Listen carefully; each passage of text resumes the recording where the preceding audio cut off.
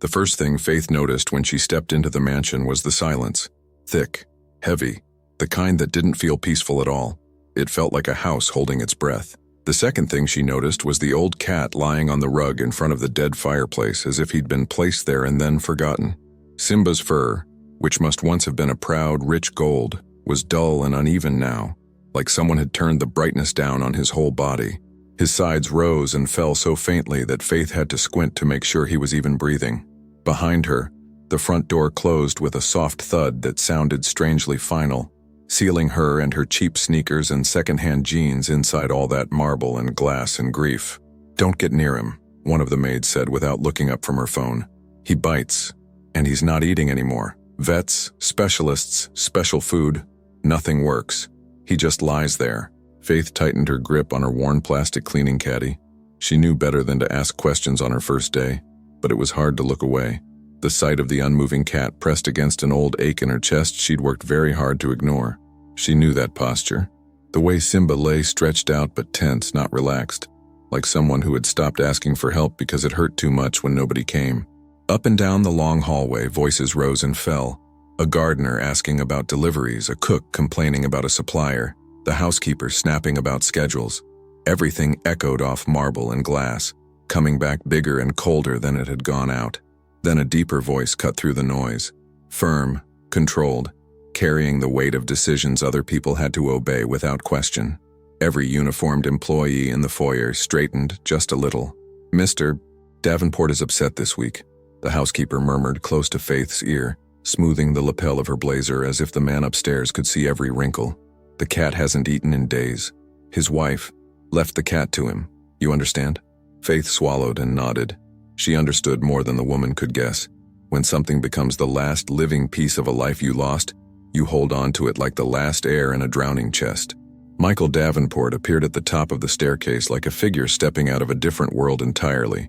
Tailored suit, expensive watch, the kind of presence that usually existed only inside screens and glossy magazines. He walked like a man who was used to being in control of everything he touched. Contracts, boardrooms, entire companies. But there was a crack in that control now, a tightness in his shoulders that didn't match the perfection of his suit. "Is he any better?" Michael asked, his voice low, almost cautious, as if afraid a louder sound might shatter something fragile in the room. "No change, sir," the housekeeper answered, hands folded in front of her. "The vet says sometimes old animals lose the will. We've tried everything money can buy. Everything money can buy." The words settled in the air like dust, glittering and useless. Faith saw something close off in Michael's face, like a door slamming shut behind his eyes. He descended the stairs slowly, not in the grand, confident way people imagined rich men walked, but in small, measured steps that led him straight to the cat on the rug. When he stopped beside Simba, his hand shook just enough that someone who wasn't used to watching people carefully might have missed it. Faith didn't miss much. Her life had trained her not to. "Simba," Michael whispered, dropping to one knee without caring that his expensive trousers touched the rug. "Come on, buddy, not you. Don't do this. Not you too." The cat didn't move. His eyes stayed half-lidded, his body a tired line of bones and fur that seemed to be folding inward on itself. Faith's chest tightened. She had no right to feel anything for this stranger or his cat, but sorrow didn't care about rights. Sorrow recognized itself and answered. "Sir, the new cleaner is here," the housekeeper said then, as if suddenly remembering Faith was standing there in her faded shirt and carefully brushed hair. "Faith, from the agency. She'll handle the East Wing and common areas." Michael looked up, and for a heartbeat their worlds collided. Her world of counting coins and skipped bus fare, his world of private jets and locked gates. His gaze was cool, distant, trained by years of seeing people as employees before anything else. "Welcome," he said automatically. "Just keep the house quiet. He startles easily, and don't move him. The vet said he'll get up when he wants to. If he wants to." Those last three words, "if he wants to," landed in Faith like small stones dropping into deep water. She heard other losses in them, other things he hadn't been able to fix, no matter how much money he threw at them. "Yes, sir," she murmured, lowering her eyes, her voice soft in the way poor girls learn when they step into places that don't seem made for them. The housekeeper switched into a brisk tone, talking about meetings and calls and the conference Michael was supposed to attend but kept postponing. Her words wrapped around him like a schedule-shaped shield. In minutes, the foyer emptied. The cook disappeared toward the kitchen, the gardener toward the back doors. The housekeeper guided Michael away, her heels clicking a quick rhythm that faded down the corridor. Faith was left with the faint ticking of a grandfather clock, the smell of furniture polish, and the old cat on the rug who might as well have been a piece of the house itself. She set her cleaning caddy down near the staircase and pulled out a dust cloth, fingers moving with practiced efficiency. Work was safe. Work was clear. Work didn't ask her to feel. But even as she started wiping down the console table, her eyes kept drifting back to Simba, to the slight rise and fall of his ribs, to the way his paws were tucked in close like a child hugging its own chest. "Hi," she whispered at last, the word escaping before she could stop it. "I'm just passing by, okay? Don't mind me. I'm Faith." She stayed a few steps away, careful not to crowd him. Street cats had taught her that trust wasn't something you demanded. It was something that showed up slowly, like sunrise on a cloudy day. Simba didn't lift his head. He didn't turn his eyes toward her. But one ear, just one, twitched. The slightest movement, as if some small part of him had heard his own name carried inside hers. It was so tiny that anyone else would have missed it. Faith didn't. Her whole life she'd survived on tiny things other people called nothing. Half smiles, brief kindnesses, someone holding a door when they didn't have to. Her heart stumbled and then steadied again, a fragile warmth pushing against the sadness in her chest. "There you are," she breathed, barely moving her lips. "I see you." She glanced around quickly. No one was looking. The housekeeper's voice echoed faintly from another wing. A far door closed. The world went distant again. Faith let out a slow breath she hadn't realized she was holding and turned back to her cloth, her movements quiet, careful, synced with the old cat's barely there breathing. But something had shifted, and she felt it as clearly as the dust under her fingers. For the first time in days, Simba had reacted to someone, and that someone was the poor, shy cleaning lady no one expected to matter at all. Faith tried to focus on the work. The housekeeper had given her a list: polish the banister, dust the console tables, wipe the framed photographs in the hallway, though most of those frames were turned face down, as if someone had started hiding the past and then run out of strength halfway through. Her hand paused over one of those frames, fingers hovering just above the cold metal edge. The glass was dusty, but she could still make out the faint reflection of her own face, small and out of place in all that luxury. She shouldn't look, she reminded herself. Curiosity got poor people in trouble in houses like this, but it was hard not to wonder what kind of smiles were trapped under those upside-down frames. Happy ones, probably. The kind that made the silence in the house feel even louder. Behind her, Simba let out a low, rough sound. It wasn't quite a meow. It was more like the echo of one, worn thin by disuse. Faith turned slowly, careful not to move too fast and startle him. The old cat hadn't changed positions, but one of his paws flexed, claws just barely showing and then hiding again. "Hey," she murmured, her voice barely louder than the ticking of the clock. "I know. I don't like strange places either." She took one step closer, then another, stopping while there was still a polite distance between them, enough that he could pretend she wasn't there if he wanted to. He smelled faintly of old fur, medicine, and something else she recognized all too well, the stale, heavy scent of a room where no one had laughed in a long time. Faith sank to a crouch, her knees protesting against the hard floor through thin fabric. "You don't know me," she whispered, more to herself than to him, "so I'll just talk a little. You can ignore me if you want." Words had always been easier with animals. They didn't interrupt, didn't judge the way your mouth stumbled over syllables when you were nervous. They just listened, or didn't, but they never laughed. "Where I used to live," she said softly, her eyes warming as memories surfaced. "There was this alley behind our building. People dumped all kinds of things there. Old furniture, broken things, kittens they didn't want." Simba's ear flicked again, that tiny movement sending a quiet thrill through her chest. "I used to sneak them scraps," Faith continued, voice soft and steady. "My mother said we couldn't keep any. We barely had enough for us. But she never stopped me from feeding them. She just pretended not to see when chicken went missing from her plate." She shifted her weight a little, mindful of her distance. "Some of them were scared, wouldn't come out from under the trash. I'd sit for hours just talking. The loudest ones came first, the bravest ones. The quiet ones took longer." Simba's whiskers trembled almost imperceptibly. Faith's chest tightened. "You remind me of one old cat we found once," she whispered. "He looked like the world had broken his heart too many times. Wouldn't eat, wouldn't move. We thought he was going to just fade." A door opened somewhere down the hall, footsteps approaching. Immediately, Faith rose, picking up her cloth again, body automatically shifting into the invisible posture of the help. The butler, an older man with a spine as straight as the edge of a ruler, strode into the foyer carrying a silver tray with untouched bowls of food. His eyes barely glanced over Faith. "Still useless," he muttered, setting the tray down with more force than necessary. "Do you know how many kinds of food we've tried? Imported, organic, vet-approved." He turns his nose up at everything. Spoiled creature. Faith kept her gaze on the table she was dusting, but every syllable scraped along her nerves. The butler frowned at Simba. "You're worrying Mr. Davenport for nothing, you know that?" he said under his breath. "It's not as if you're the only thing he's lost."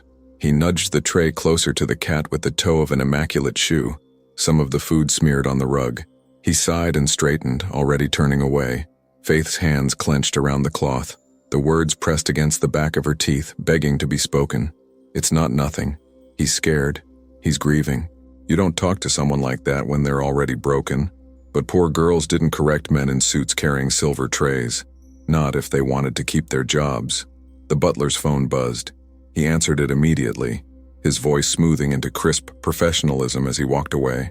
The sound of his footsteps faded, leaving the tray of expensive food sitting untouched beside Simba's head. Faith waited until the silence settled again like dust on the furniture. Then she turned back toward the old cat. "I'm sorry," she breathed, her throat tight. "That was unkind." Simba's eyes were open now, barely, but enough that she could see a hint of gold behind the dullness. He stared at nothing, as if even looking hurt. Faith moved closer, slow and sideways the way she'd learned to approach skittish animals. She lowered herself to the floor again, this time sitting cross-legged, so she wouldn't loom over him. "I know you don't know me," she whispered, "and I know strangers haven't been very gentle with you, but would it be okay if I said something? Just once?" Her voice trembled on that last word. Part of her had never stopped being that little girl in the alley, holding out scraps to cats that never came close. She leaned in slightly, staying just outside of Paw's reach, and let the words come the way they had all those years ago. Simple, silly, completely sincere. "Hey, brave boy," she whispered, like a secret between them. "I know you're tired. I know it hurts, but you made it this far. That's not nothing. You're so much stronger than they think." For the first time, Simba's gaze shifted. Not much, just a fraction, but Faith saw his eyes move from the vague middle distance to somewhere closer to her shoulder. Her heart jumped. She swallowed it back down, afraid to break the fragile thread forming between them. "You don't have to eat for them," she went on softly. "You don't owe them anything. But maybe you could try for you, or for the person whose voice you miss so much." She didn't know why she said that last part.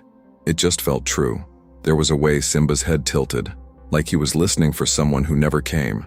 "Or," Faith added, a tiny smile tugging at one corner of her mouth, "if you want, you can try for me. I promise I won't prod you or push you. I'll just sit here and keep you company while you decide." She glanced at the untouched food on the tray. It smelled too rich, too strange, like something made in a lab, not a kitchen. "Honestly," she confided, "I wouldn't eat that either." The words slipped out before she could censor them. To her shock, the sound that came from Simba's throat wasn't a moan this time. It was a low, hoarse rumble, barely there, but it vibrated through the floor into her bones. A purr, faint, broken, disbelieving, but a purr. Faith's breath caught. Her eyes burned so suddenly she had to blink hard to clear them. "That's it," she whispered, as if she and Simba shared some grand, dangerous secret now. "There you are, I hear you." Very carefully, she extended one hand, palm facing down, and rested it on the rug a little closer to him. Not touching, just there. Simba's nose twitched. His whiskers quivered as he slowly turned his head the smallest fraction toward her hand. He sniffed the air between them, drawing in the scent of cheap soap, cleaning supplies, and city air that still clung to her clothes. His purr grew a shade stronger. On the balcony above, Michael stood frozen in the shadow of a column, fingers gripping the railing so hard his knuckles blanched. He hadn't meant to stop. He'd been on his way to his office, going through the motions of a life that no longer felt like it belonged to him. But the sound, soft, rusty, almost imaginary, had made him halt mid-step. He knew that sound. He'd fallen asleep to it more nights than he could count, back when this house had been full of laughter and his wife's soft humming as she stroked Simba's fur. He'd thought he would never hear it again. Now, peering through the carved railing, he saw his old cat lying where he always lay. But something was different. His body wasn't as rigid. His breathing, though still shallow, had a rhythm that didn't sound like goodbye.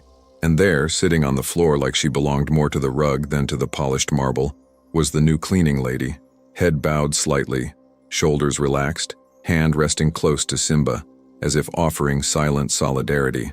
Michael's chest clenched. It felt like someone had reached inside and squeezed the part of him he'd been trying very hard to numb. She did something, he murmured under his breath, not quite believing his own eyes. All the specialists, all the treatments, and he didn't know how to finish that sentence. Down below, Faith continued to whisper, unaware she was being watched. She didn't say the things people usually said to suffering animals, that it was okay to let go, that they could rest now. Those words had always terrified her when she heard them spoken to living beings who still had light in their eyes. Instead, she talked to Simba like she would to a frightened child in a crowded bus station. "I know it's scary when your person disappears," she murmured. "When their smell fades from the pillow and their voice stops coming from the door, it makes you think nothing good can come next." Simba made a small, questioning sound. "But sometimes," she went on, her throat tight, "the next good thing is small. A quiet voice. A hand that doesn't grab. Someone who sits with you when you're too sad to pretend." She leaned a little closer, the words turning into a promise she didn't remember deciding to make. "If you give this world one more chance," she whispered, "I'll stay. As long as they let me, I'll stay. Every day. We can be tired together." Simba's paw moved, just a little, a slow drag of claws against the rug as if reaching toward something he wasn't sure he wanted to touch. Michael's breath hitched. He found himself gripping the railing harder, a strange mix of hope and anger and something rawer burning through his veins. "What is she saying to you?" he wondered, staring at the girl on the floor. What did she whisper that all my money couldn't buy? For a moment he almost called out, almost demanded an explanation, almost reminded himself that she was staff and he had meetings to attend and this was all coincidental, nothing more. But he didn't move. He stayed hidden in the shadow of the balcony, watching as the poor, shy cleaning lady nobody had expected to matter at all leaned closer to his dying cat and whispered something that made him purr for the first time in days. And deep in the quiet center of the mansion, something so small it was almost invisible began to shift.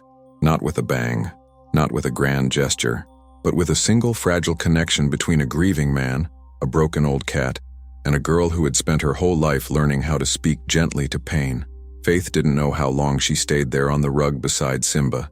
Minutes blurred into something softer, something warm. For once, she didn't feel like an intruder in a world that wasn't hers. She felt necessary. The old cat's purring wasn't steady. It came in waves, fragile and breathy, as though the sound itself cost him effort. But it was there, and each rumble vibrated through Faith's chest like a small miracle. Carefully, she lowered her other hand to the rug. She kept her palms down, fingers relaxed, her posture small and unthreatening. Simba sniffed the air again, eyes drifting open just enough for her to see the faintest glimmer of life behind the exhaustion. "You're doing amazing," she whispered, barely breathing the words. "You're trying. That's enough." The purr deepened by an inch. Faith felt the edges of her vision warm, that weird, painful tightness building at the back of her throat, the kind that always came when something beautiful happened without warning. "You don't have to stand up," she murmured. "You don't have to eat. You can just be here. I'll be here too." From the balcony above, Michael still stood frozen in place, the shadows hiding most of his expression. His heartbeat felt too loud in his ears, too irregular, too alive. He hadn't seen Simba turn toward anyone in months. Not toward him, not toward the staff, not toward the specialist he'd flown in, the treatments he'd begged for, the plans he'd paid sick money to pursue. But this girl, this poor, shy girl kneeling on his floor with sleeves that hung loose on thin arms and shoes too worn for marble, had said something he couldn't hear, and Simba had answered. A part of Michael wanted to storm down the stairs right now, demand to know what she'd whispered, ask how she did it, insist on an explanation. Answers were the only thing he was ever comfortable with.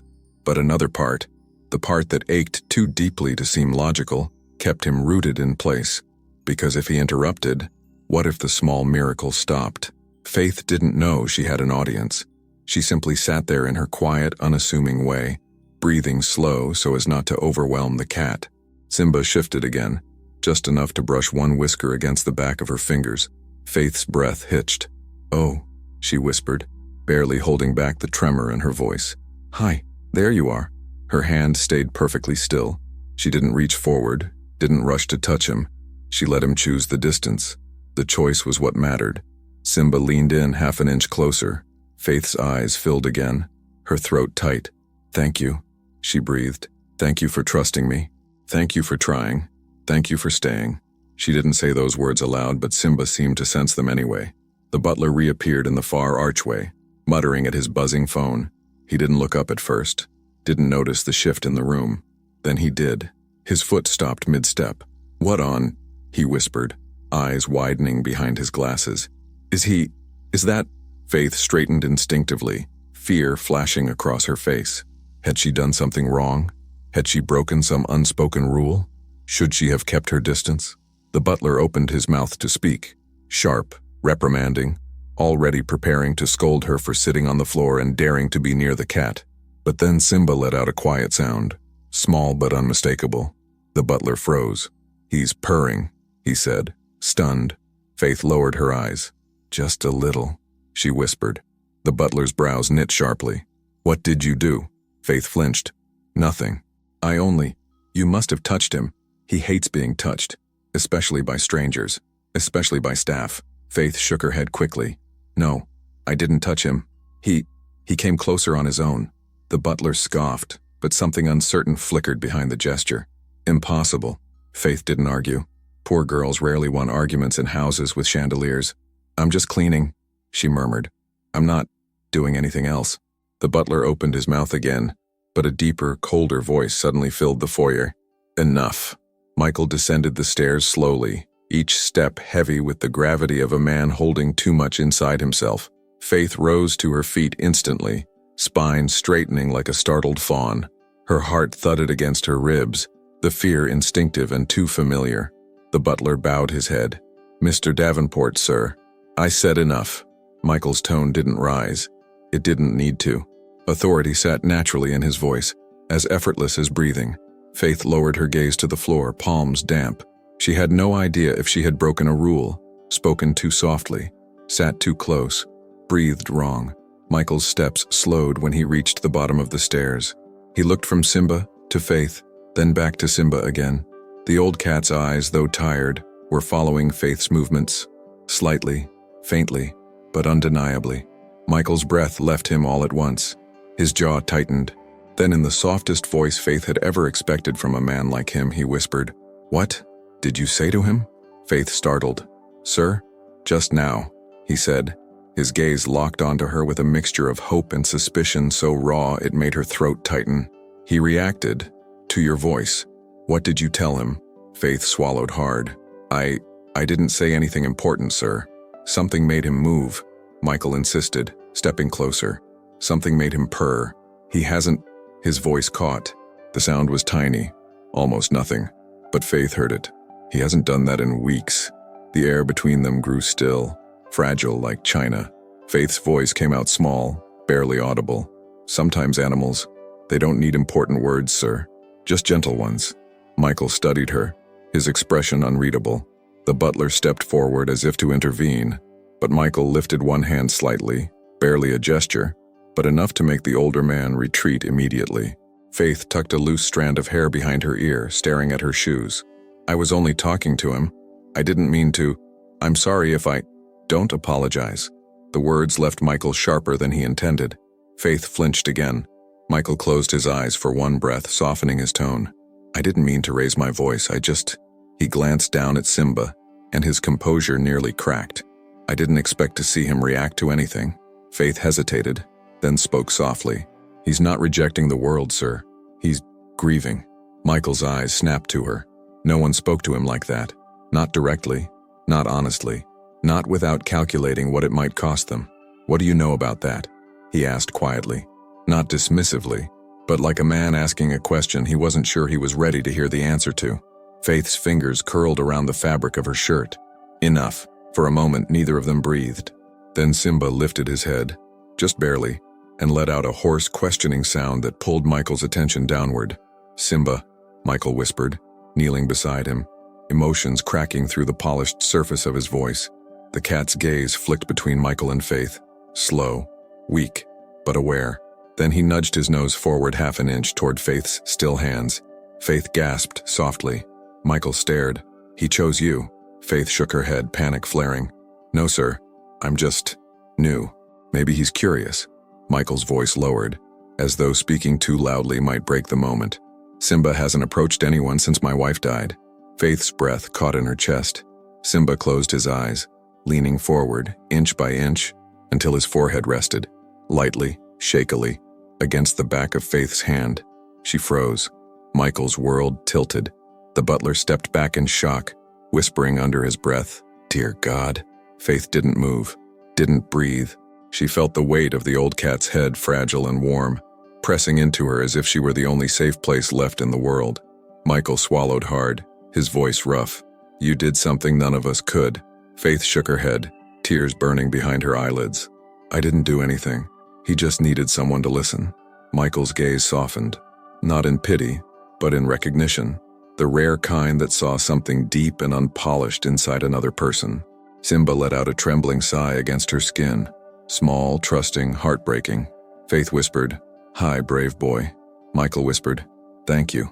And in that quiet foyer, surrounded by marble and silence and all the things money had failed to fix, something delicate and irreversible took root. A small beginning, a fragile thread, a connection that none of them yet understood. The butler cleared his throat softly, the kind of sound meant to remind everyone of rules, order, propriety. But for the first time since Faith had walked into this house, his presence didn't intimidate her. Not with Simba still resting his fragile head against her hand. Not with Michael Davenport kneeling on the floor beside her, staring at his cat with a mixture of disbelief, relief, and something painfully raw. Michael slowly exhaled, the breath shaking slightly. "Simba," he murmured, brushing a hesitant finger along the cat's shoulder. "I didn't think you'd come back to us." Simba didn't flinch. He didn't pull away. His ears didn't flatten like they had with every vet specialist or housekeeper who'd tried to coax him in the past weeks.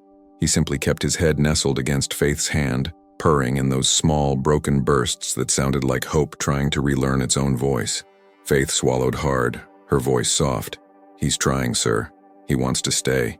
He just needed someone to feel safe with." Michael's eyes flicked to hers, something unguarded shimmering there. "And that someone is you." Faith's heart thudded once painfully. "I'm sure it's temporary, sir. Sometimes when animals are distressed, they just respond to new things, or new scents." Michael shook his head. "No, this isn't random." His gaze fell back on Simba. "This is the first time he sought comfort since she—" He stopped. The unfinished sentence hung in the air like smoke. Faith lowered her eyes respectfully. "I'm sorry." Michael clenched his jaw as if the apology hurt more than the loss itself. "No," he said quietly. "I'm the one who should be sorry. For the way things have been.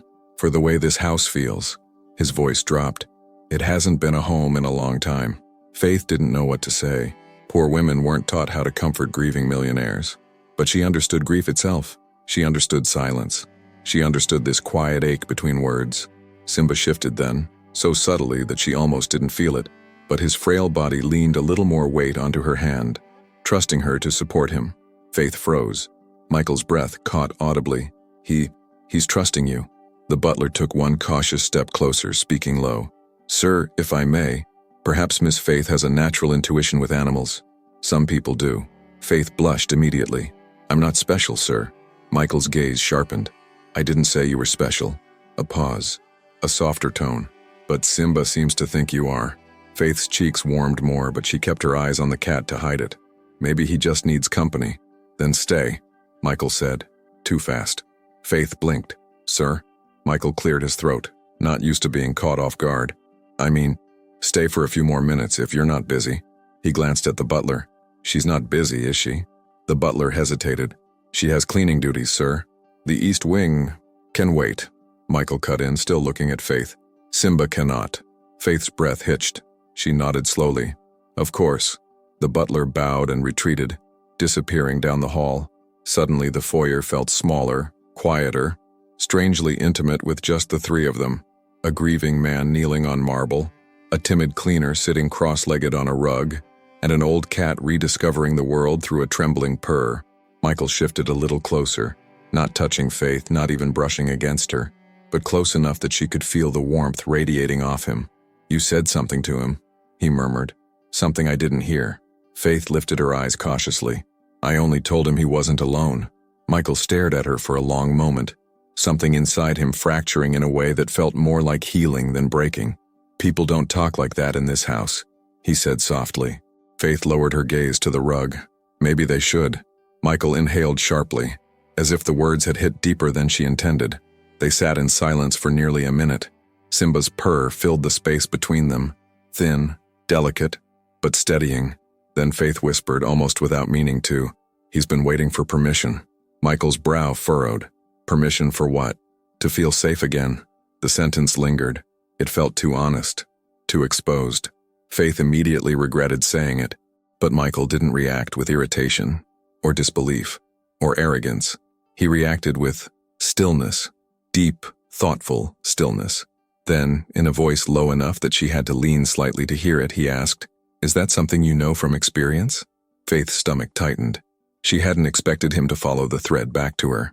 "Sometimes people need time," she said carefully. "Sometimes they need presence. Sometimes they need quiet." Michael's jaw softened. "And who helped you?" Faith froze. Michael realized what he'd asked and looked away quickly, his voice shifting back into the safety of polite distance. "Forgive me. That was personal." Faith shook her head faintly. "It's fine, sir. I'm just not used to talking about myself." "Neither am I," Michael admitted. Simba shifted again, brushing his head against Faith's wrist. She gently slid her fingers a fraction closer and felt the coarse fur touch her skin. Michael saw it and exhaled softly, a quiet sound of awe. "It's her voice," he murmured to himself. "It has to be her voice." Faith blinked. "Sir?" Michael looked at her with an expression she couldn't decipher, part curiosity, part gratitude, part something else he didn't seem ready to name. "Would you—" He hesitated, searching for the right tone. "Would you mind talking to him a little longer?"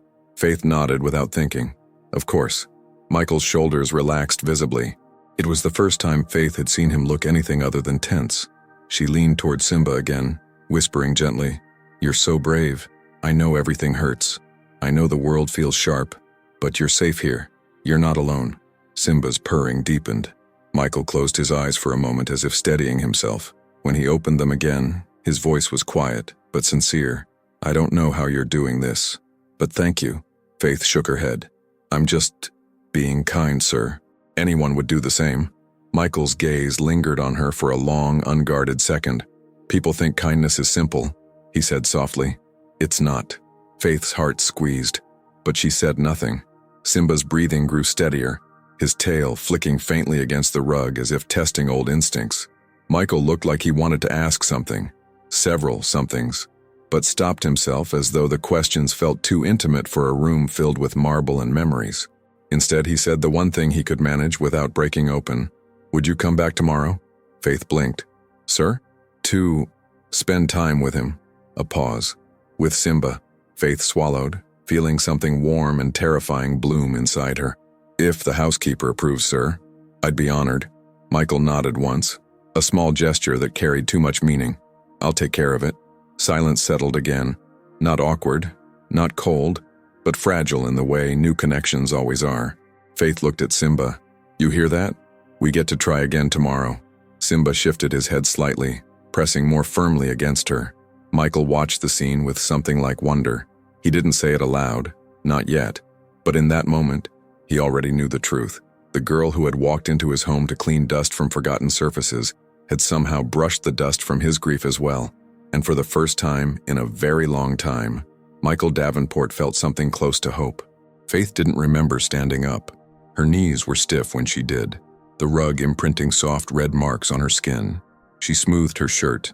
Not that it made much difference. It was still the same faded fabric, still hanging a little too loose on her frame, but it helped her feel grounded. Simba let out a small, weak sound when she rose. his head lifting an inch as though trying to follow her. Faith froze. "It's okay," she whispered quickly, kneeling again just long enough to let him sniff her fingers. "I'm not leaving yet." Michael watched her with a gentleness that didn't match his expensive suit or powerful reputation. Something in him had softened, just a fraction, just enough for light to slip through. "He doesn't want you to go," Michael murmured. Faith blushed, lowering her gaze. "I'll stay a bit more, sir." Michael nodded, but his eyes lingered on her face longer than before, long enough for Faith's stomach to tighten with something unfamiliar and warm. She returned her attention to Simba, whispering, "You're safe. I promise I'll come back." Slowly, delicately, Simba lowered his head back onto the rug, his breathing calmer now.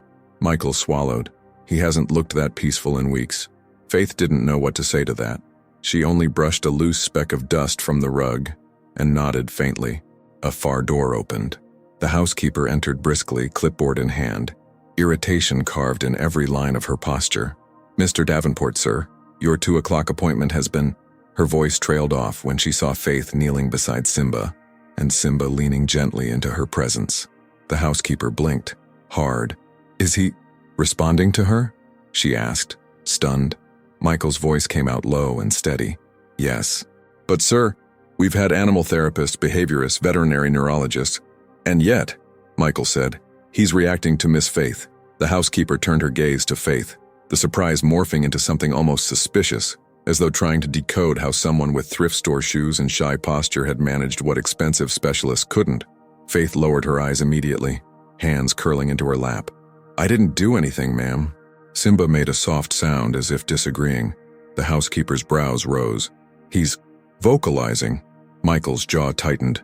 "If Faith is helping him, I want her here." The housekeeper blinked, caught off guard by the decisiveness in his tone. "Of course, sir. Anything you wish." Faith's cheeks heated.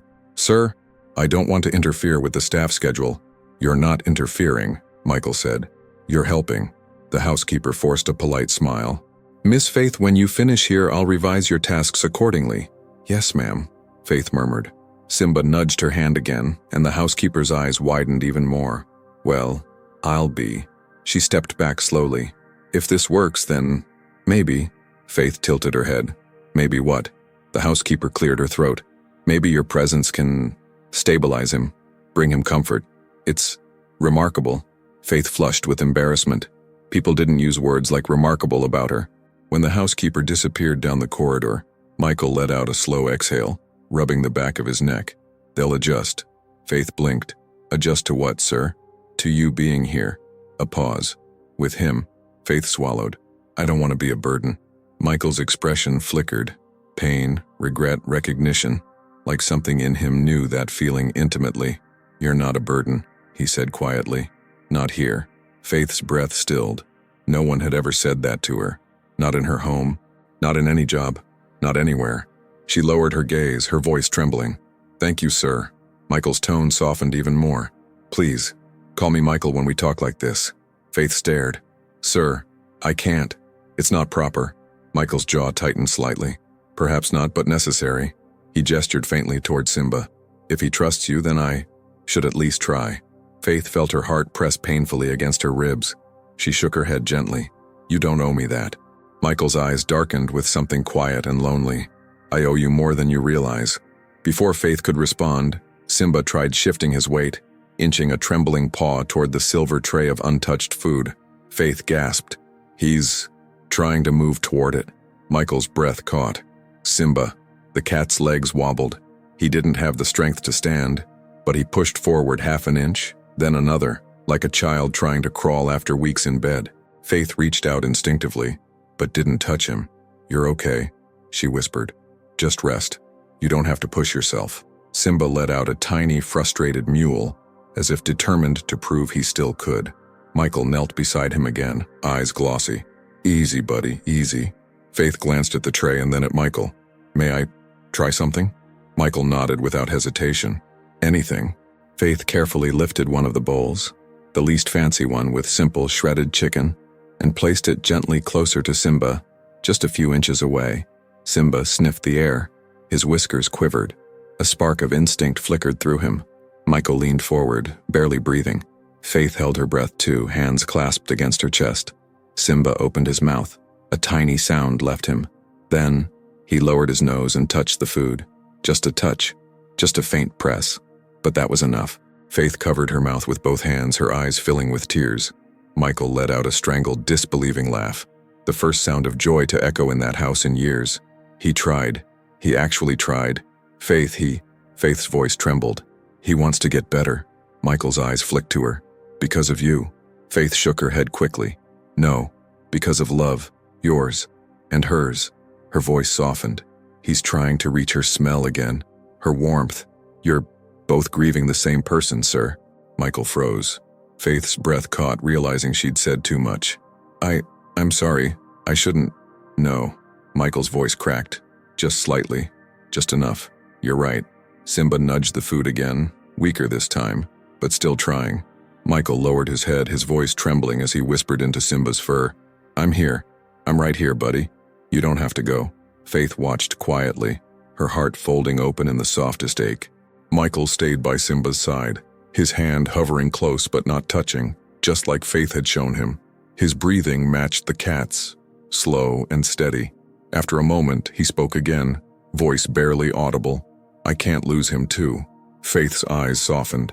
She sat beside them both, close enough for her warmth to reach Simba, but not close enough to invade Michael's grief. You won't, she whispered. Michael lifted his gaze to hers, and for the first time Faith saw him clearly. Not the millionaire, not the widower, not the man behind the marble walls. Just a human being, hurting quietly. Simba nudged her again with a tired trust that squeezed her heart. And in that strange, quiet circle on the rug, something gentle solidified between the three of them. Not romance, not yet. Something deeper, a beginning, a bond, a promise of healing. Faith stayed seated on the rug even after Simba stopped nudging the food. His attempt had drained him. His small body trembled with effort. His paws curled close to his chest as if protecting a fragile part of himself. Michael noticed immediately. He's exhausted, he murmured, worry tightening every word. Faith nodded softly. It took a lot out of him, but it means he still has fight left. Michael exhaled slowly, as if breathing for the both of them. I didn't think I'd see this. Not again. Faith rested her hands on her lap, careful, gentle. He remembers love, sir, even when it hurts. Michael's jaw clenched faintly, grief rippling through him in a way he didn't hide fast enough. Faith lowered her eyes, her voice quiet. Animals don't forget the ones who love them. They just learn to survive when the people around them forget to look. Michael blinked at her. Forget to look? She swallowed hard. Grief makes the world blurry, sir. Sometimes, things suffer right in front of us and we can't see it. Michael stared at her for several seconds, the truth slipping deeper than he expected. Is that something you've learned from experience? Faith hesitated. The question touched too close to her own wounds. Some things teach you more loudly than others. Before Michael could respond, Simba let out another small, weak mewl. Faith leaned forward at once. You're okay, she whispered, her voice soft as breath. You're safe. You did so well. Michael shifted closer too, the edge of his suit brushing the rug. He listened to you. Faith smiled shyly. He listened to both of us. Simba lifted his head, barely an inch, toward the sound of her voice. Michael saw it. His breath caught. He's choosing you, he said quietly. Faith shook her head, panic flickering. He's choosing comfort, sir. That's all. Michael didn't correct her, but something in his expression said he didn't believe that. The house grew quieter, as if the walls themselves were listening. Then faintly, the distant whir of an engine rolled through the foyer windows. One of Michael's drivers returning to the estate. The sound snapped Michael back into his posture, his shoulders straightening, his expression turning more composed. Work was calling him. The world he'd built. The responsibilities that demanded everything he had left. But he didn't move. His eyes stayed fixed on Simba and on Faith. Faith noticed the shift. Her voice softened. Sir, you have things to do. I can stay with him until he sleeps. Michael's brows lowered slightly. You'd do that? Faith blinked, surprised. Of course. He shouldn't be alone when he's like this. Michael's throat worked. Thank you. He hesitated. Not out of doubt, but out of something deeper he wasn't used to navigating. Faith, he said quietly. It was the first time he spoke her name, without sounding like he'd pulled it from a staff list. Faith looked up slowly. Yes, sir? Michael swallowed, his voice softer than the marble floors deserved. If you notice anything, if he even makes the slightest sound, call me. Immediately. Faith nodded once, earnest. I will. Michael's gaze held hers a second longer, long enough for gratitude to become something else, something unspoken, something both of them felt, and neither could name. He rose slowly, then looked down at Simba again. The cat's eyes were half closed, but his body was no longer curled in defeat. He was resting, not waiting to disappear. Michael brushed a shaking hand through his hair. I'll be back in a few hours. Faith nodded. We'll be here. Michael opened his mouth as if wanting to say something more, something real, something vulnerable, but he stopped himself and turned away, leaving through the hall with a softness that didn't match the echo of his shoes. Faith watched him go, her heart tugging in ways she couldn't explain. When he disappeared from sight, she exhaled slowly and looked back at Simba. You scared him, she whispered gently, pushing the food tray a little closer. In the good way. Simba's tail flicked faintly as if agreeing. Faith smiled. Good. He needed it. She reached out, palm down, and let Simba lean his head into her fingers again. His fur was coarse, his body thin, but there was warmth there. Life. A spark she'd thought might be gone. You're not alone, she murmured, brushing her thumb lightly against the rug instead of touching him directly. He needs you as much as you need him. Simba closed his eyes, trusting the sound of her voice. Faith leaned closer. You miss her? She whispered gently. I know you do. And he does too. But you're both still here. Together. Simba purred, a soft, sleepy rumble. Faith let the sound wrap around her like a blanket. The mansion no longer felt hostile. It felt tired, grieving, waiting for warmth. She looked around the foyer, noticing things she hadn't before. Dust in corners that hadn't been touched, curtains slightly askew, plants drooping from lack of attention. The staff kept things pristine, yes, but not cared for. Everything sparkled on the surface but felt hollow underneath, like a heart that had learned to beat out of obligation, not hope. Faith brushed a hand across her jeans and whispered softly toward Simba. Maybe we can fix this place, piece by piece, together. Simba's ear twitched. Faith giggled quietly. Is that a yes? A voice echoed behind her. That depends. Faith froze. Her head lifted at the same time Simba's ears perked faintly.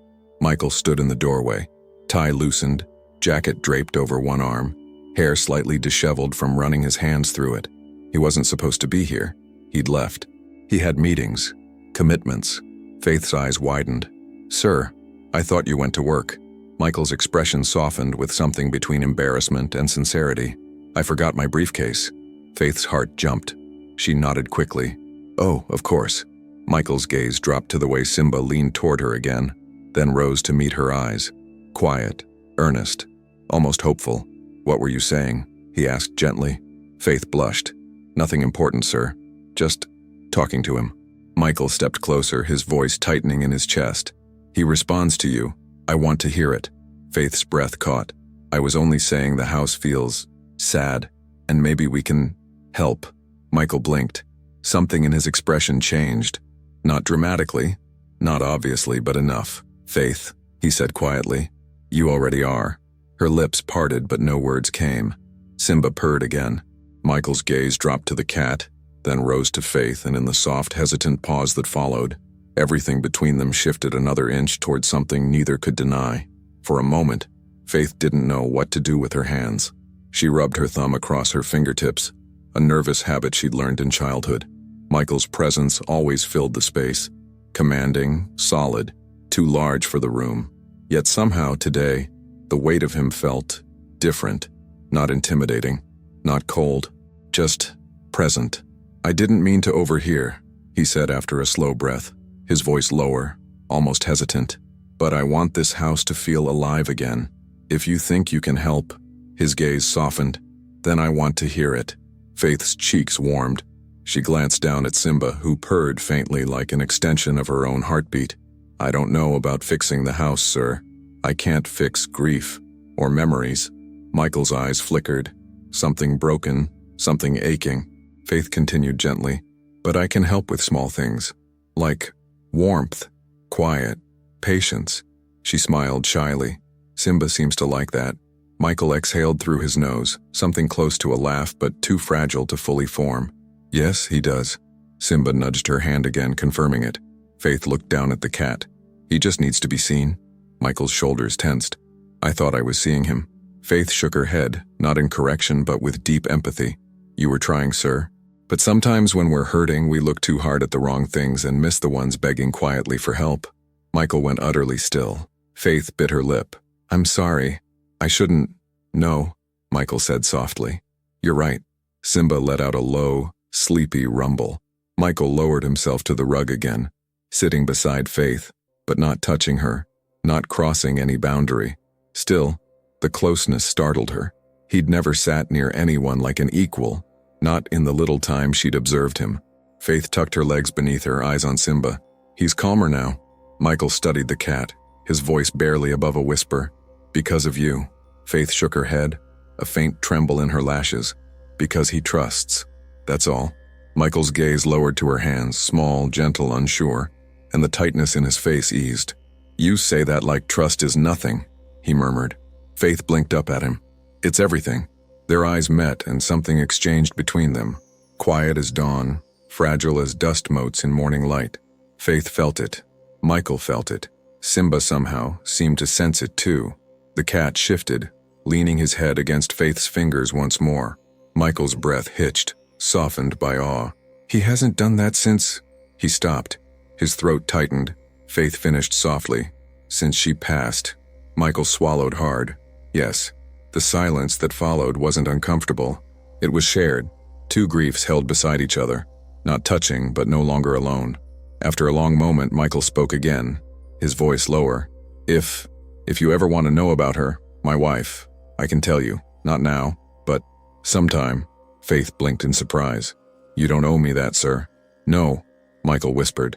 But I'm realizing I owe myself that. To talk, to let someone listen. Faith's breath caught. Her voice came out soft. I can listen. Michael looked at her as though hearing a language he'd forgotten existed. Before he could answer, his phone buzzed. He flinched at the sound, pulling away as reality slammed back into place. He checked the screen, irritation and exhaustion tightening his brow. I have to take this, he murmured. Work. Faith nodded quickly, tucking a loose curl behind her ear. Of course, sir. Michael hesitated, then added, almost shyly, almost uncertainly, I'll be back. Would you stay here with him until I return? Faith smiled gently. Yes, sir. Michael swallowed, nodded, and stepped away, just a few feet before pausing. Without turning, he said softly, Thank you, Faith. She froze. He said her name like it mattered. She looked down at Simba to calm the flutter in her chest. Any time, sir. When Michael disappeared through the hallway, the foyer felt quieter, not empty, just paused, as if waiting for something to return. Faith exhaled slowly and whispered to Simba, He's hurting. I can see it. Simba blinked at her, slow and heavy, an old soul understanding what she meant. She stroked the rug near his paw and whispered gently, You're helping him too, you know, just by staying. The cat's ear twitched. Faith continued, her voice soft as drifting dust. Maybe that's our job, yours and mine, to remind him he's not alone. Simba made a soft purr, weak, but willing. Faith smiled. We'll do it together. As she sat beside the cat, the mansion felt a little less cold, a little less hollow. And far down the hall, out of sight, Michael paused with his back against the wall, eyes closed, breath trembling, because for the first time since his wife died, he felt something warm stirring inside him. Not love, not yet, but the first small sign that he might be able to feel again someday. Michael stayed hidden in the corridor longer than he intended. The call he was supposed to take kept ringing in his hand, the screen lighting up with responsibility he had no energy for. He silenced it. For a man who ran empires, who sat on boards, who negotiated with sharks in suits, avoiding a phone call should have felt trivial. But this felt like rebellion. A small one, a necessary one. He inhaled deeply, straightened his posture, and pushed himself to return to his office. But his feet didn't move, because behind him, down the hall in the soft afternoon light filtering through the tall windows, Faith's gentle voice drifted toward him, faint but clear enough to pull him back a step. He turned, almost against his own reasoning. Faith was still there, seated beside Simba on the rug, her posture curved protectively toward the old cat. She spoke to him like someone who had learned softness the hard way. And sometimes, she whispered, Life hurts in places nobody sees. But you're still brave. You're still here. Simba purred. Michael's throat constricted. Faith brushed a loose strand of hair behind her ear and murmured, "Everyone thinks the loud ones are the strong ones. But the quiet ones, the ones who keep trying even when everything hurts, they're the strongest of all." Michael closed his eyes.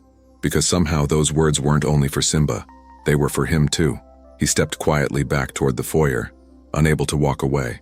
Something had magnetized him to that room. The girl, the cat, the unexpected warmth filling the cold spaces inside him. When he re-entered, Faith turned her head quickly, startled.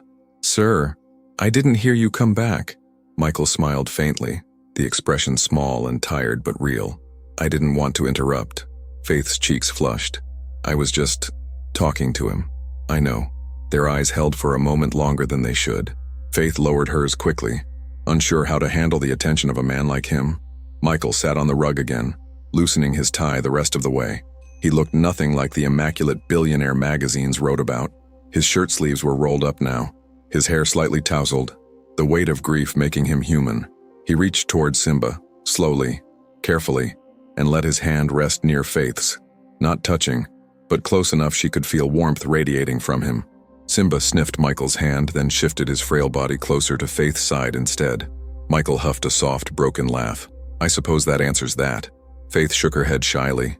"He loves you too, sir." Michael's eyes flicked to her, something raw inside them. "He loved her," he corrected.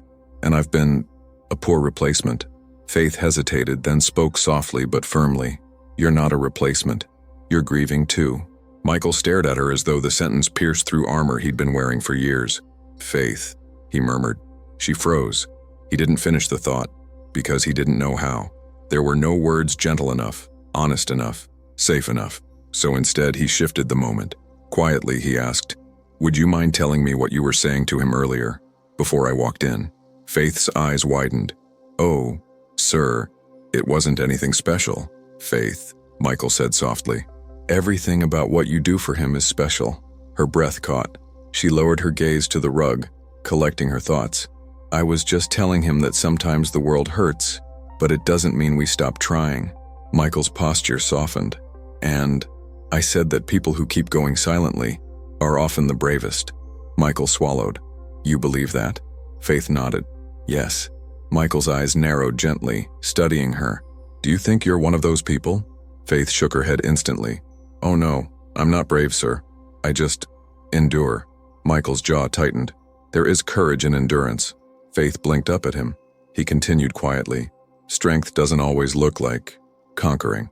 Sometimes it looks like surviving quietly, showing up, staying gentle in a world that wasn't gentle with you."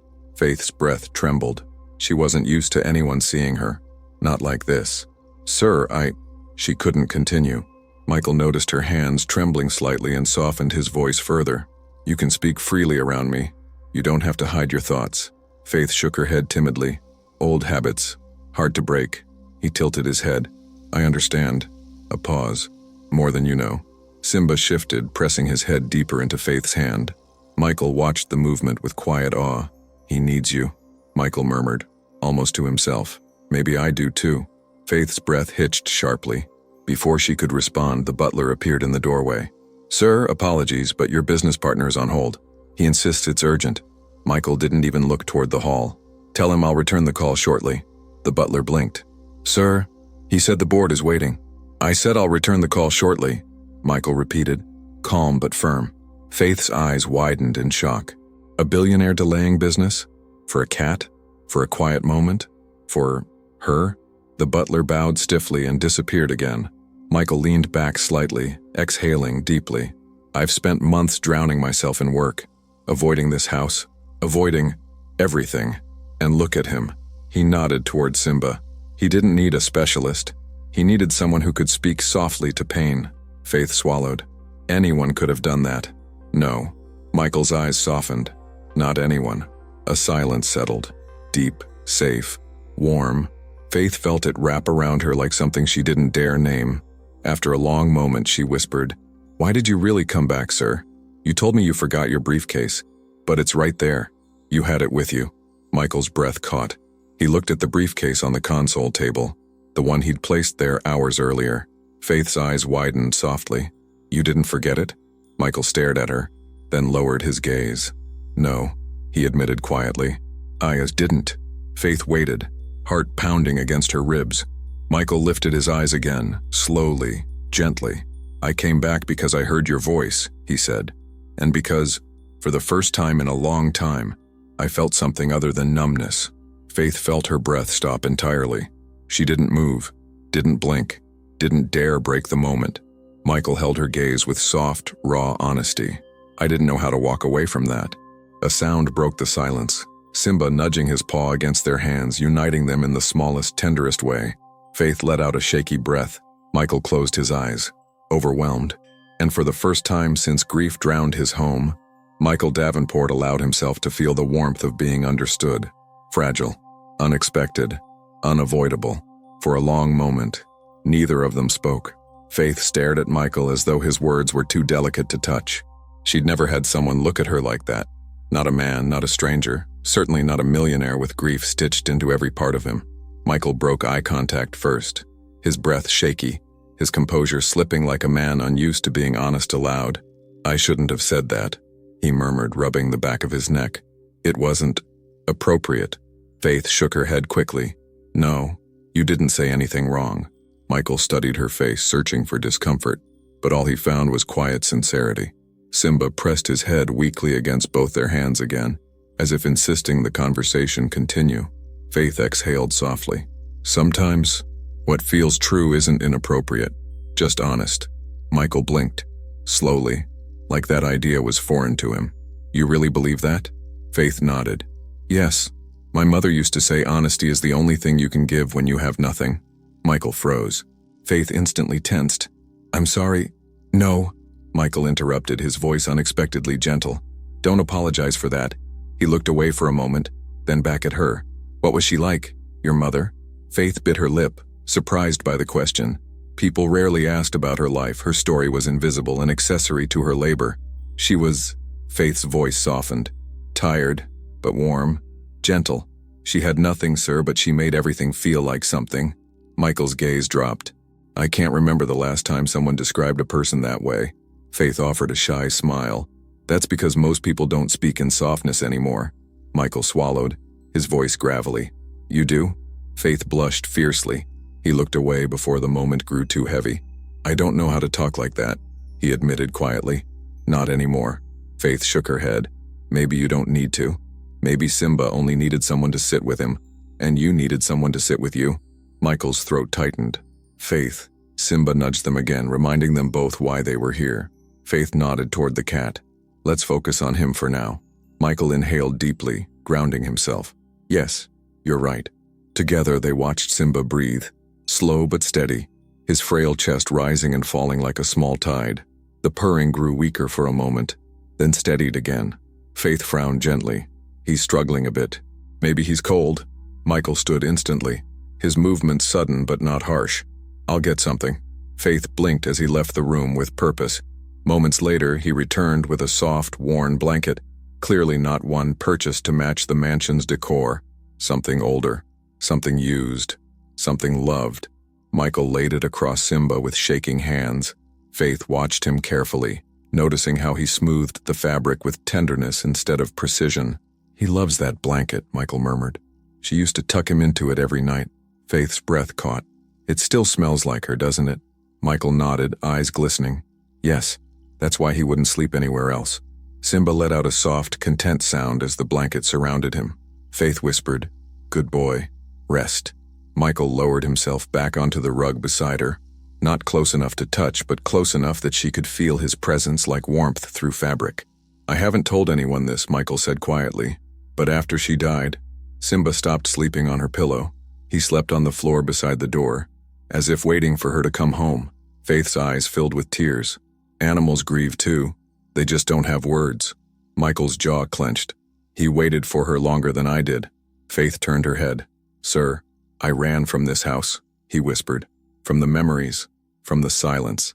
I drowned myself in work and left him to grieve alone. Faith's heart cracked. Michael stared at Simba, his voice breaking. I failed him, and I failed her.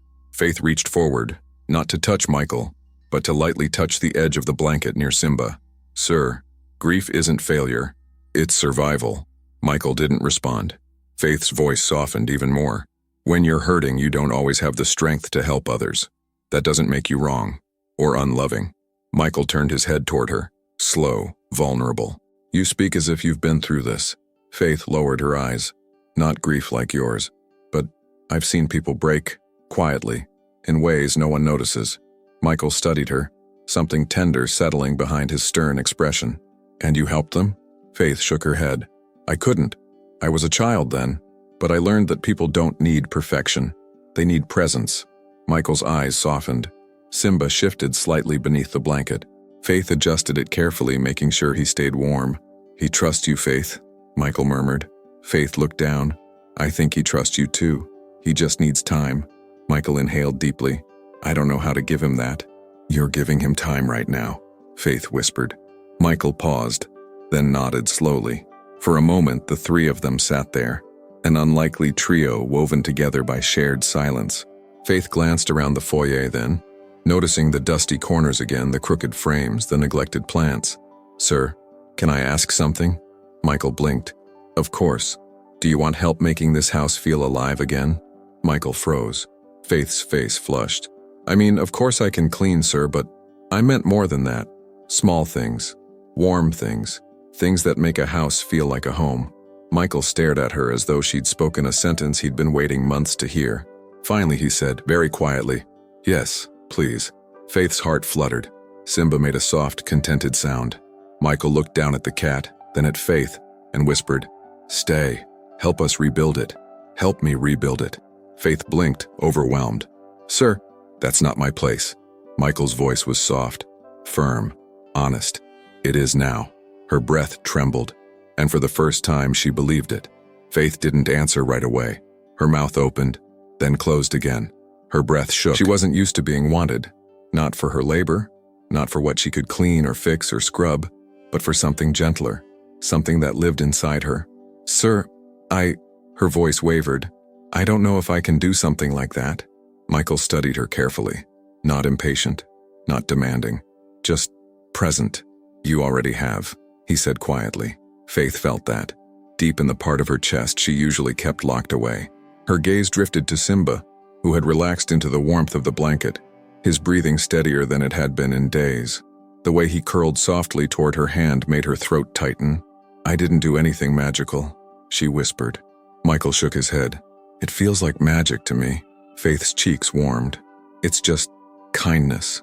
"Then this house hasn't seen kindness in far too long," he replied. The words left him before he could filter them. Regret flashed across his eyes. Not regret for saying them, but for how true they were. Faith exhaled softly.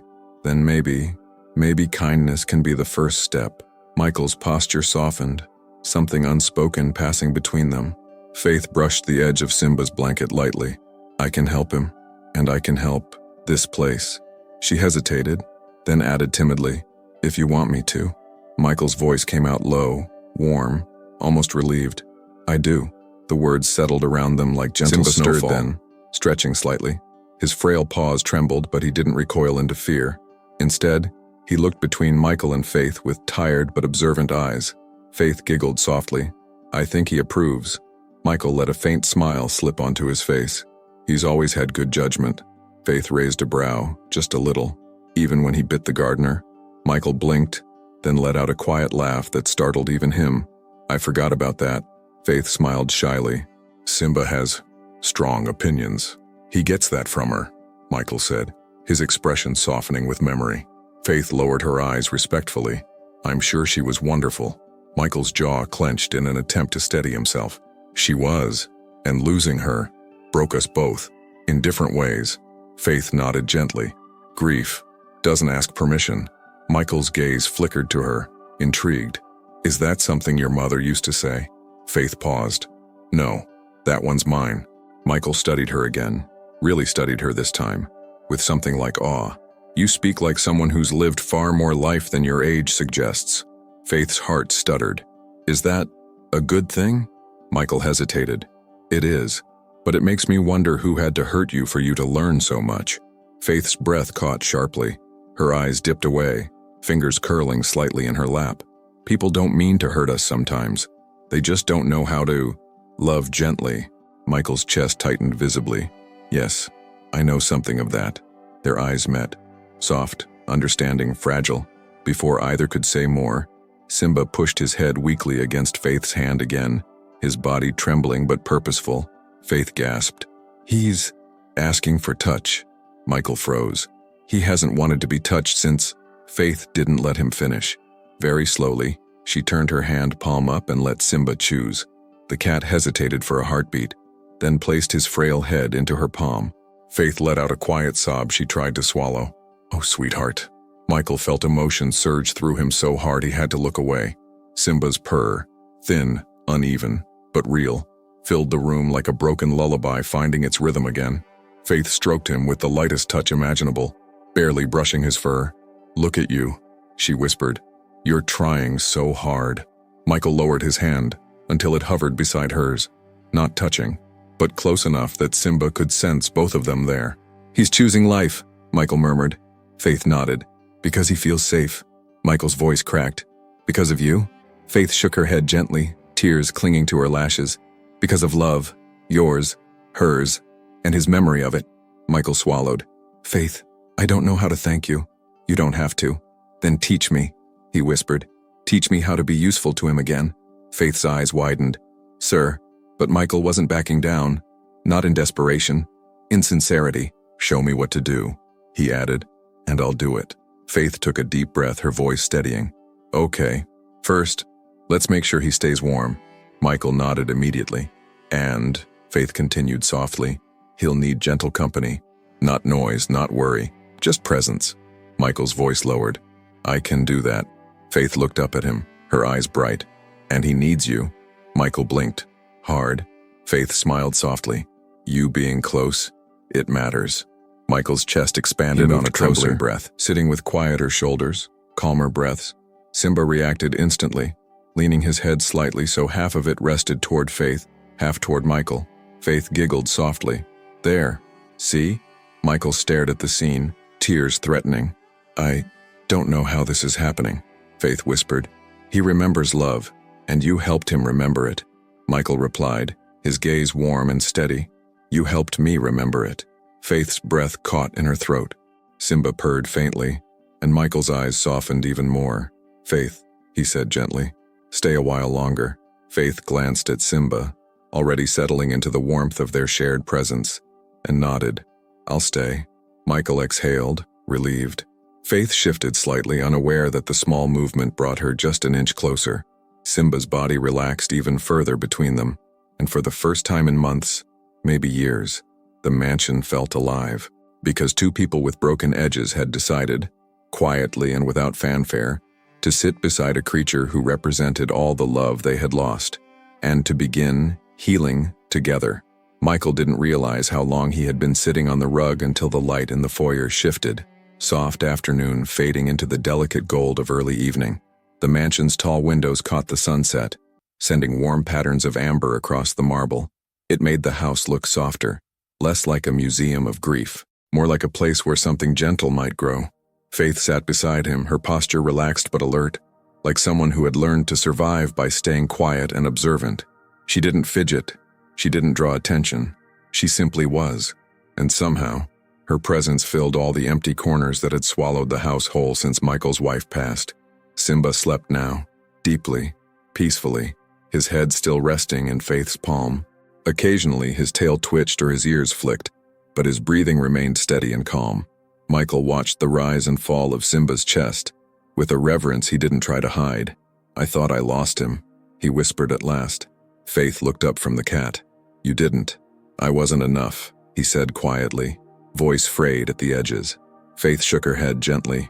No one is enough on their own. Not when they're grieving, not when they're hurting. Michael's jaw tightened. I abandoned him. Faith blinked. You didn't. I did, he insisted. I buried myself in work. I left him in this big, empty place while I tried to outrun memories. And his voice broke. He waited for someone who wasn't coming back. Faith looked down at Simba, her voice soothing. He wasn't waiting alone. He had you. Michael inhaled sharply. I wasn't present. You were trying to survive, Faith whispered. That's not the same as giving up. Michael stared at her like she had spoken something he didn't know he needed. Faith added softly, and he never gave up on you.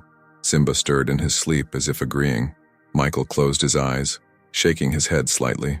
You talk like someone who understands suffering too well. Faith didn't look at him when she answered. Most soft-spoken people do. Michael hesitated, then asked quietly, Did someone hurt you? Faith's shoulders tensed. Her breath caught. She didn't speak for several seconds. Then barely above a whisper she said, Not in a loud way, not in a way people notice. Just enough to teach me how to hold pain quietly. Michael swallowed hard. Faith, her eyes remained fixed on Simba. It's okay, sir. It's just part of life. Michael shook his head slowly, emotion darkening his voice. It shouldn't have been.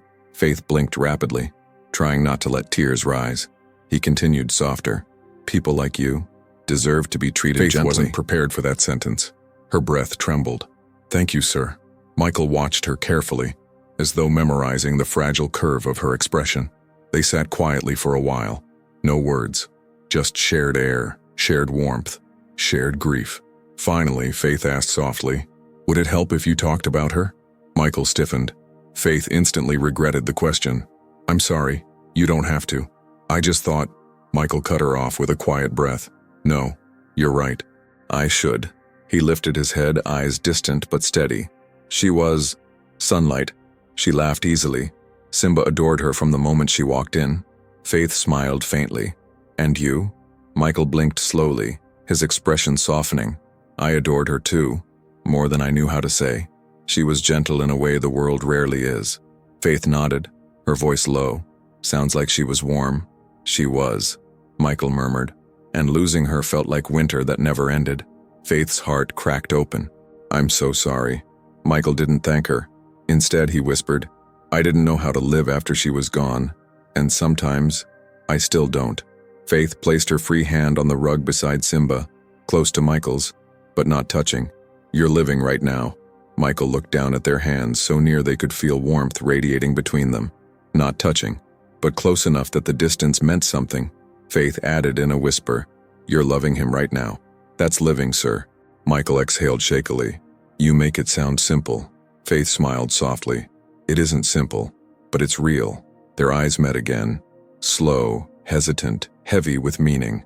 Simba shifted, pushing his head deeper into Faith's hand, and Michael's breath caught. I don't understand how you do it. Do what? Faith asked. Make everything feel less cold. Faith's lips parted, startled. Sir, Michael shook his head gently. I told you to call me Michael. Faith swallowed. I don't want to be disrespectful. It's not disrespect, he murmured. It's closeness. Faith froze. Michael caught himself drawing a slow breath. I'm sorry. I shouldn't. You didn't do anything wrong, Faith whispered quickly. Michael looked at her with eyes that didn't feel guarded anymore. Still, I don't want to make you uncomfortable. You don't, she said. I'm just not used to being seen. Michael's gaze softened. You deserve to be. Faith blinked, overwhelmed. Simba purred louder between them, as if anchoring the moment. Michael looked down at the cat, then at Faith and whispered, He's choosing you to heal him. Faith shook her head lightly. We heal each other. Michael stared at her, something deep shifting behind his expression, something that felt like admiration, respect, and a hint of something more fragile. Faith looked away shyly. Michael's voice lowered to something barely audible. Can I ask one more thing? Faith nodded. Of course. Would you? He swallowed. Would you stay with him tonight? Not the whole night, just until he's settled. I want him to rest and he calms when you're here. Faith hesitated, only because her heart fluttered in a way she didn't understand. I'll stay as long as you need, she whispered. Michael exhaled, relieved. Thank you. He paused. Faith, I don't know what I would have done today if you hadn't walked into this house. Faith blinked. Sir, I'm just doing my job. Michael shook his head slowly. No, you did far more than your job. A beat. You gave us a chance. Faith pressed her hand lightly into the rug to steady herself.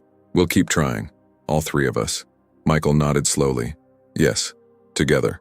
Faith didn't dare look at him again, because she felt his gaze lingering, warm and full of something she wasn't ready to name. Simba purred between them, the the soft sound weaving them together like a fragile thread. A thread that, whether either was ready to admit it or not, was becoming something precious, something that felt like the very beginning of healing, and the very beginning of something more.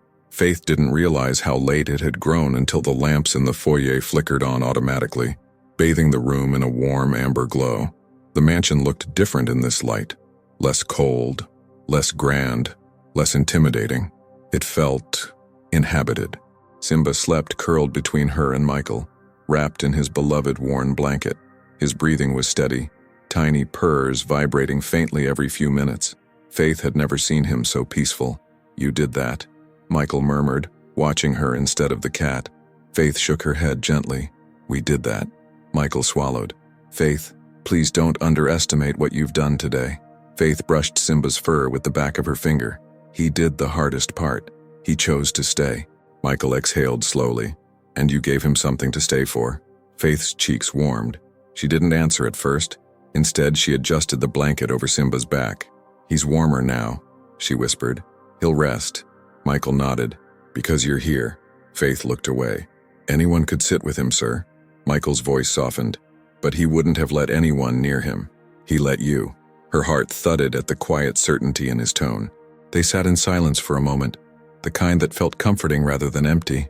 Faith shifted slightly, careful not to disturb Simba. Her leg brushed Michael's, barely a whisper of contact through fabric, but he didn't move away. Neither did she. Michael's gaze dipped to where their knees touched, then lifted slowly to her face. "May I ask you something?" he said, voice low. Faith nodded, her breath catching. "Why were you so gentle with him the first moment you walked in?" A pause. "How did you know exactly what he needed?" Faith hesitated. She didn't like talking about herself. It always felt like peeling back skin. But this time, the question wasn't invasive. It was sincere, and she trusted his sincerity. "I grew up in a place where nobody had time to listen," she said quietly. "People yelled, things were thrown, feelings weren't safe." Michael's chest tightened. "And the neighborhood had a lot of stray animals," Faith continued softly. "Scared cats, hurt dogs. The quiet ones hid the deepest fears. The loud ones asked for help, but the ones that never made a sound."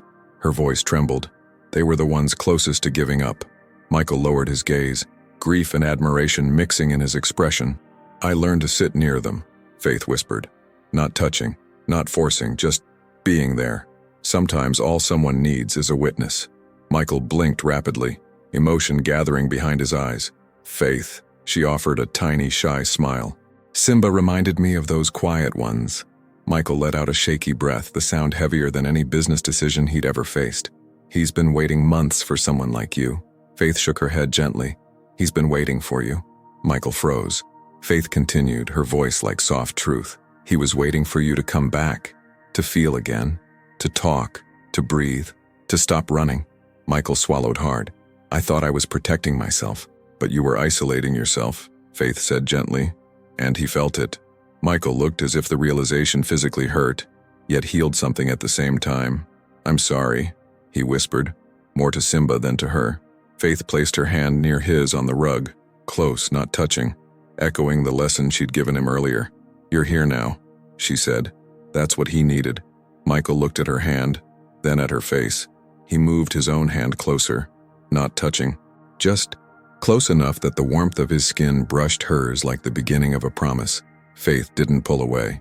Simba stirred between them, stretching one tired paw until it rested atop both their hands. A tiny, fragile gesture of unity. Faith gasped softly. Michael's breath broke. For a full suspended moment, the three of them formed a small, warm circle on the rug. A grieving man, a quiet maid, a tired old cat who finally felt safe. Michael whispered, barely audible, "Thank you for giving him back to me." Faith blinked, tears warming her eyes. "Thank you for trusting me with him." Michael's voice deepened with emotion. "Faith, I meant what I said earlier." She tilted her head slightly. "About what, sir?" He hesitated, not out of fear, but out of respect. Then he said quietly, "Please call me Michael." Faith's breath trembled. She nodded. "Okay, say it," he whispered, almost afraid to ask. Her lips parted. "Michael." The sound broke something open inside him, something lonely, and healed something too. Michael breathed her name in return. Faith. Her eyes widened. She wasn't used to hearing her name held with gentleness. Simba purred louder, anchoring them both. Faith whispered, "He likes hearing us calm." Michael nodded slowly. "So do I." Their eyes met. Soft, uncertain, but connected by something that felt like a beginning neither of them thought they'd get. Michael exhaled, voice nearly trembling. "Will you stay tomorrow? And the day after? Until he's better?" Faith nodded. "As long as Simba needs me." Michael held her gaze. "And as long as I need you." Faith froze. Her lips parted, stunned by the sincerity in his voice. Michael didn't force an answer. He only looked at her with quiet hope, not pressure. Faith whispered, "Shy, warm, honest. I'll stay." Michael closed his eyes briefly, as if the words steadied something inside him that had been trembling for too long. They sat there until Simba's breathing grew deep and reliable. Faith gently withdrew her hand, ready to let him sleep. Michael didn't stop her, but before she pulled entirely away, his fingers brushed hers lightly. A soft, accidental touch. Except it wasn't accidental. Faith met his eyes. For the first time since his wife's passing, Michael did not look lost. He looked found. Not fully, not instantly, but beginning. "Good night, Simba," Faith whispered. "Good night," Michael echoed softly, though he wasn't talking to the cat. Faith felt her heart warm. She rose slowly, careful not to disturb Simba. Michael rose with her, not because he needed to, but because she did. He walked her toward the foyer doors, footsteps soft on marble. The house felt different around them, warmer, brighter, awake. At the doorway, Faith turned. "He'll be okay tonight." Michael nodded. "Because of you." Faith hesitated. "Good night, Michael." Michael's eyes softened. "Good night, Faith. Thank you and for giving this house back its heartbeat." Faith smiled. A small, beautiful smile she rarely let herself show. And then she stepped out into the cool evening air, the door closing softly behind her. Michael stood there for a long time, staring at the place where she had been. Behind him, Simba purred in his sleep, and for the first time in a long, long while, Michael Davenport looked at tomorrow, not with fear, not with numbness, but with hope.